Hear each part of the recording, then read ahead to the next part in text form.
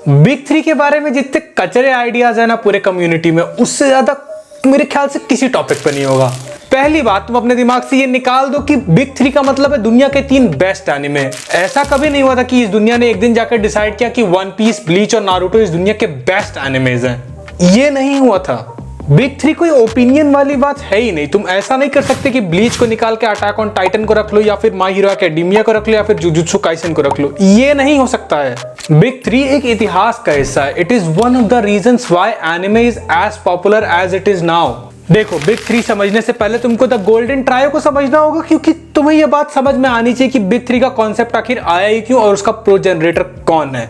हम बात कर रहे हैं 1990s की, जब शोनन जंप आए हुए कुछ ज्यादा टाइम नहीं बीता था और उनकी फर्स्ट 3 सक्सेसफुल मांगा को कहते हैं द गोल्डन ट्रायो, जिसमें से मांगा थी यू यू हाकुशो, स्लैम डंक और ड्रैगन बॉल।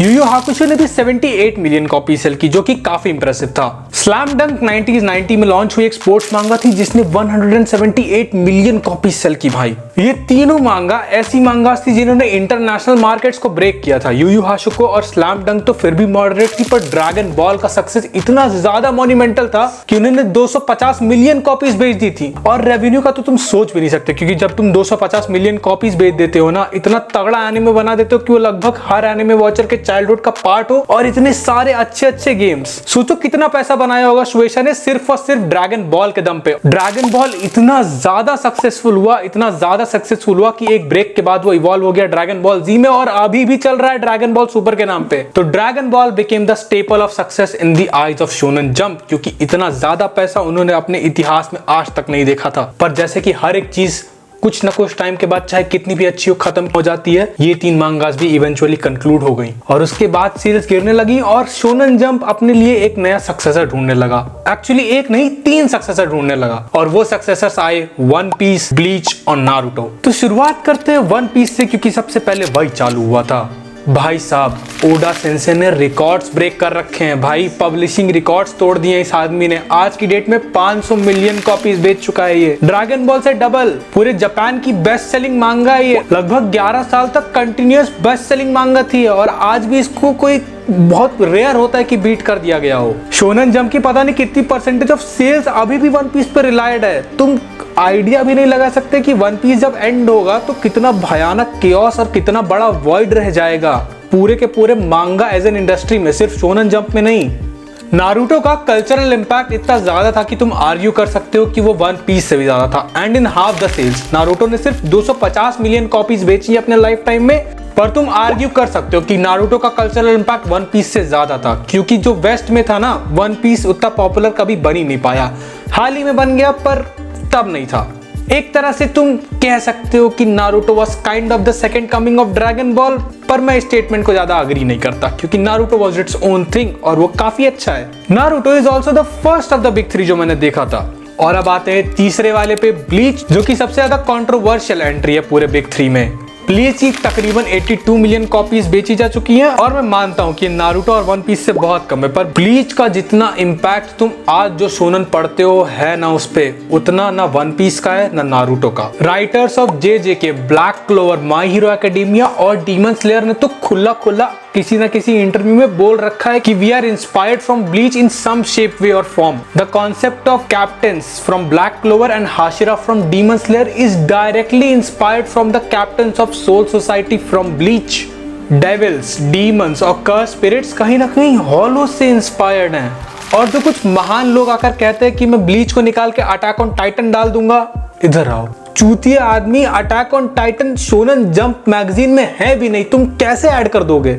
देखो, मैं ये नहीं कह रहा हूं कि मॉडर्न फ्रेंचाइज ने ब्लीच को कॉपी किया है, मैं कह रहा हूं वो उससे इंस्पायर्ड है, और उनके राइटर ने ऐसा बोल रखा है कि हाँ भाई हमने ब्लीच से इंस्पिरेशन ली है। अभी तुम्हारे स्क्रीन के आगे आ रहा होगा, तुम रुक के पढ़ के देख सकते हो। तो अब हम फाइनली बात करते हैं कि एक्चुअली में ये जो चपड़ चपड़ इतनी देर से मैं कर रहा हूं उसका मतलब क्या है। ब्लीच, वन पीस और नारुतो तीनों ऐसी फ्रेंचाइजेस है जो कि काफी ज्यादा साल तक चली थी। हर एक चैप्टर हर एक हफ्ते आता था, जिससे कंसिस्टेंसी बनी रहती थी और लोग उसके बारे में हमेशा बात करते रहते थे।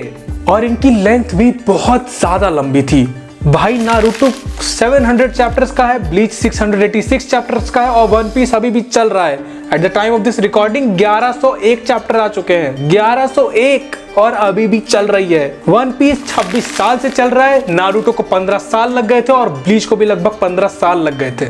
ब्लीच, नारुतो और वन पीस अपने टाइम के चलने वाले 3 जायंट्स थे भाई। उनकी सेल्स हमेशा टॉप 3 में आती थी और कभी कभी ऐसा होता था कि डेथ नोट जैसा एक्सेप्शनल कोई चीज आ गई तो ब्लीच या नारुतो नीचे आ गया कुछ देर के लिए। और उनको भी इतनी ज्यादा अच्छी और वेल रिटन सीरीज होने के बाद भी दर्जा नहीं दिया गया कि ये बिग 3 के पोर्शन में, क्योंकि बिग 3 का बिग जो कि लेंदी है वो उनमें था ही नहीं। तो अभी हमने एस्टैब्लिश कर लिया है कि बिग 3 के लिए तुम्हें चाहिए relevancy, popularity, sales and a huge time span जिसमें तुम रन कर रहे होगे। तो अब तुम्हारा सवाल है कि क्या नया बिग 3 बन सकता है? देखो काफी मुश्किल है। जुजुत्सु काइसन की सेल्स काफी अच्छी हैं पर वो खत्म होने वाला है। ब्लैक क्लोवर की सेल्स मीडियोकर थी और अब वो भी खत्म होने वाला है। डीमन स्लेयर की सेल्स काफी अच्छी थी यूफो टेबल की बदौलत, पर वो 4 साल में खत्म हो चुका है।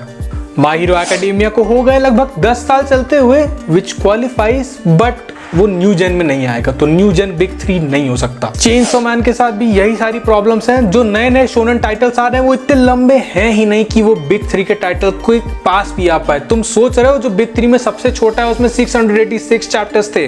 तो अब आते हैं वीडियो के कंक्लूजन पे। देखो बिग 3 ना दुनिया के 3 सबसे बेस्ट एनिमे है और ना ही ये कोई ओपिनियन वाली बात है। Big 3 are simply 3 shows that are ridiculous in length। उनकी पॉपुलैरिटी भी बहुत ज्यादा हो और तो और उनकी रेलेवेंसी भी हर हफ्ते बढ़ती रहे। अगर कोई ऐसी मांगा सीरीज आती है तो उसको कंसिडर किया जाएगा कि इसको हम नए बिग 3 में प्लेस कर सकते हैं। पॉसिबिलिटी है इतना अचीव करने के बाद। और अभी कोई ऐसा टाइटल चल ही नहीं रहा है जो इतने ज्यादा अमाउंट ऑफ टाइम से रन कर रहा है जिसकी रेलेवेंसी इस हद तक जाती हो। नारुतो और ब्लीच खत्म हो चुके हैं, वन पीस चल रहा है और जिस दिन वन पीस खत्म हो जाएगा बिग 3 खत्म हो जाएगा। That's it for this video guys. अगर आपको अच्छा लगा हो तो आप मेरा चैनल सब्सक्राइब कर सकते हैं और अगर आपका कोई ऐसा गवार दोस्त हो जिसको लगता हो कि बिग 3 दुनिया के 3 सबसे बेस्ट एनिमे है तो उसको ये वीडियो भेज के बताओ, कम से कम उसको एजुकेट तो करो। चलो बाय बाय।